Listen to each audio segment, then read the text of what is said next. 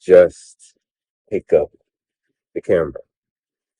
So we're approaching kind of that middle mark of August, and I haven't been in school for a while, but I know around this time, this is when people start going back to school. Maybe it's what is it today? The 11th.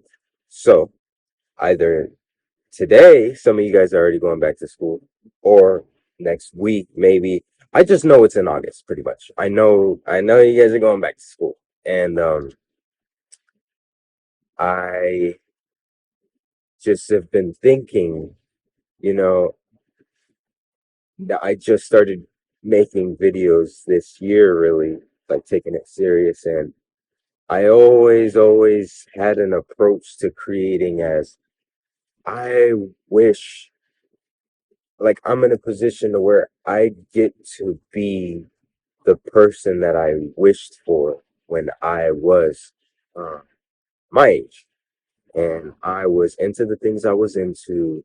And I wish there was just somebody there to kind of touch on subjects that are relevant to the situation that I'm in.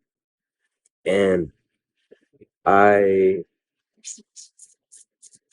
have been out of school long enough. I am not in college. I've been out of school long enough to kind of know what is relevant and what applies to me in the sense of, man, I've been doing this since elementary school, middle school, high school. And I just want to share some of these things for people in the age range that might need to hear this.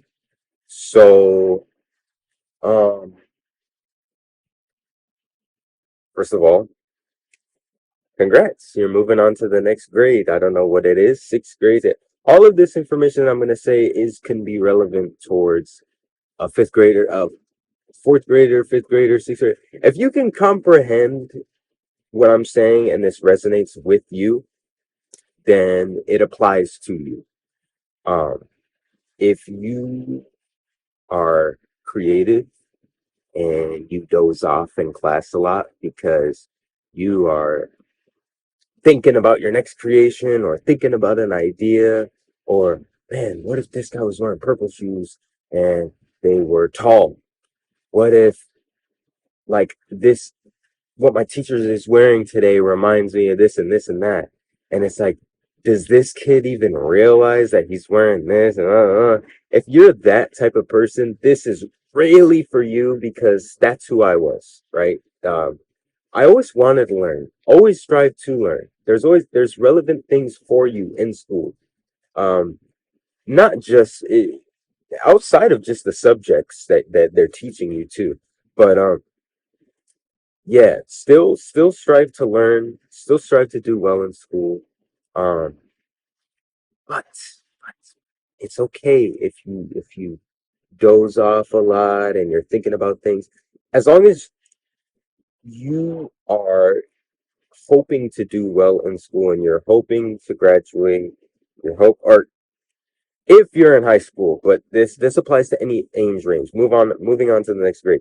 But the point is, really acknowledge, really acknowledge and embrace who you are within and inside, and share that. Find a way to share that with the people around you, and the role that you serve is a different role than what your friends may serve. Uh, this is how you should be determining who your friends are or not. Um, in my case, let me give a good example of an instinct I had, and it turned to work out well. I I was in a class. I was in a class that this specific day we were given a presentation for something, and I watched this kid come up. This was in high school, I think. Yeah, this was in high school, and we were doing presentations. And at this point, I never talked to this dude a day in my life, whatever, right? And then he gives this presentation, and he talks. I forget what he was even presenting, but just I was paying attention to his presentation. Uh, you always want to pay attention to people's lives other than just yours. You know, it's there's more to life than just yours. And a lot of times the lives around you can actually reflect yours. Um, sorry about that. I don't know. So like, uh, but the lives around yours can also play a role on how yours ends up going. So acknowledge the people around you, acknowledge their life, acknowledge their passions and goals. They're just like you. They're just living it from a different perspective. If you know someone who they're really nerdy about being about interior design and couches and interior decorating, and that's what they want to do, and you are into uh basketball, but not necessarily playing basketball. You're something very niche that you don't think exists and you don't think you can do. Like, say you want to just talk about basketball. Say you want to just get nerdy about basketball. You love basketball, the art of basketball. You don't think you can play it professionally. You're officially at the point in your life where your hoop dreams have been crushed. You came to the realization that you're not 6'5", and you don't have intense handles with intense uh, athleticism, and you weren't gifted with you know the location that you're in and whatever, all that stuff, right? Anyways, I'm getting off topic.